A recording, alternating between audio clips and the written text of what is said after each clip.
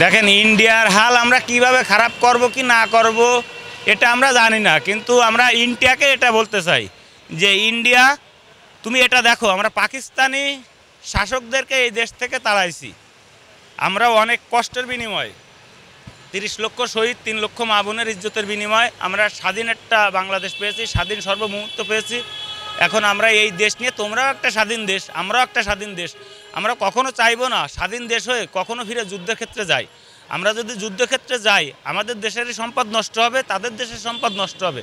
হয়তো বা কোনো কূটনৈতিক রাজনৈতিক মহল থেকে দেশকে পরিচালনা করতেছে, বাইরের দেশ থেকে ইন্ধন দিচ্ছে, কিন্তু বাইরের দেশের থেকে আমরা ইন্ধন না নিয়ে নিজেদের একটা বিবেক দিয়ে কাজ করি, নিজেদের সঠিক একটা বুদ্ধি দিয়ে সঠিকভাবে একটা বাংলাদেশ পরিচালনা করি। আমরা কখনো যুদ্ধক্ষেত্রে যাতে না যাই। আমাদের 12 আউলিয়ার দেশ, ধর্মীয় রাষ্ট্র, আমরা এখানে ওখানে কোথাও আমাদের এই ইন্ডিয়ার কথা শুনে ইন্ডিয়ার র এজেন্সি যারা আছে তারা তো ভাগেই গেছে। আর বিগত দিনে যদি কেউ থাকে তাকে বলবো, ভাই তুমি তোমার দেশে চলে যাও। আমরা স্বাধীন একটা দেশ পেয়েছি, এই স্বাধীন দেশে আমাদের সোনার ছেলেদের বুকে আর কখনো গুলি চালাক এরকম কোনো সরকার আমরা চাই না। আমরা এরকম সরকার চাই যে ছাত্র সমাজকে বুকে নিয়ে, দেশের গরিব মানুষকে বুকে নিয়ে, দেশের চাকরিজীবীকে বুকে নিয়ে একটা দেশ চালানোর একটা সরকারকে আমরা চাই। আর আমাদের দেশে বিশেষ করে মহিলা প্রেসিডেন্ট না হলে ভালো হয়, তাই সেটা শেখ হাসিনা হোক আর যেই হোক। আমরা এখন বাংলাদেশ অল্টারনেট সিস্টেমে একটা পুরুষ নেতৃত্ব চাই। এখন এই পুরুষ নেতৃত্বের ভিতরে যার যে ইমান নিয়ে আসবে সে যেন সঠিক ইমান নিয়ে কথা বলে। আপনারা দেখেন চরমোনার পীর সাহেবকে আমরা পীর সাহেব বলতেছি, তা যাকে গোটা বাংলাদেশের মানুষ পীর সাহেব বলতেছে তার কেন প্রাইম মিনিস্টার হতে হবে? ভাই তুমি প্রাইম মিনিস্টার হয়ে দেশের কি করবা? তোমার ভিতরে লোভ ঢুকে গেছে। আপনারা দেখেন বিগত দিনে জামাতের বর্তমান 3টে গ্রুপ, জামাতেরই 3টে গ্রুপ, ডক্টর শফিকুর রহমানের একটা গ্রুপ, তারপরে আপনার এই যে মামুনুল হক সাহেবের একটা গ্রুপ, চরমোনার পীর সাহেবের একটা গ্রুপ। এখন আপনারা যদি ইমান নিয়ে এত গ্রুপ হন তাহলে আমাদের সঠিক ইমান কোনটা? আমাদের সঠিক একটা ইমান দেন।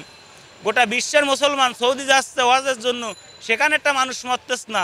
গোটা বিশ্বের মানুষ আমার বাংলাদেশে একটা ইজতেমার জন্য আসে, সেখানে 4 জন মারা যাচ্ছে, 200-250 লোক হসপিটালে যাচ্ছে। তাহলে আমরা কি মুসলমানের দায়িত্ব পালন করতেছি? আমাদের ক্যারেক্টারটা কি? আমরা মুসলমান দাবি করতেছি, মানুষ হত্যা করতেছি। তাই এরকম কোনো মুসলমান হয়েন না যে বারবার দল চেঞ্জ করবেন, বারবার ভোটার চেঞ্জ করবেন, বারবার এদিকে না ওদিকে যাবেন। আপনারা যারা জামাতের নিয়ে রাজনীতি করতেছেন আপনাদেরও অনেকজনের ভিতরে আছে বন্ডামতি ভাব, অনেকে আছে যে না সুস্থভাবে ইমানকে যদি সুসংগঠিত করে দেশের ইসলামিক রাষ্ট্র গড়তে পারি, আলহামদুলিল্লাহ আমিও তাকে ভোট দেব।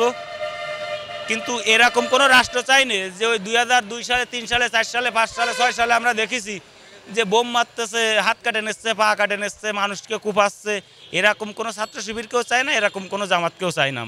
আমরা চাই সঠিকভাবে আল্লাহর ইমান নিয়ে সঠিক ফতুয়া দিয়ে যে জামাত ইসলামরা যদি আগামী দিনে ভবিষ্যৎ গড়ার চিন্তাভাবনা করে, আলহামদুলিল্লাহ আমরা এতে সহমত। কিন্তু এই কুপাকুপির রাজনীতিতে আমরা একমত না, এতে আমরা আপনাদের থেকে বিরোধী। কোরআনে কোথাও নেই মানুষ হত্যা করা, মানুষের গায়ে আঘাত করা। তাহলে আমাদের নবী সাহেবই মানুষকে আঘাত করার আদেশ করত।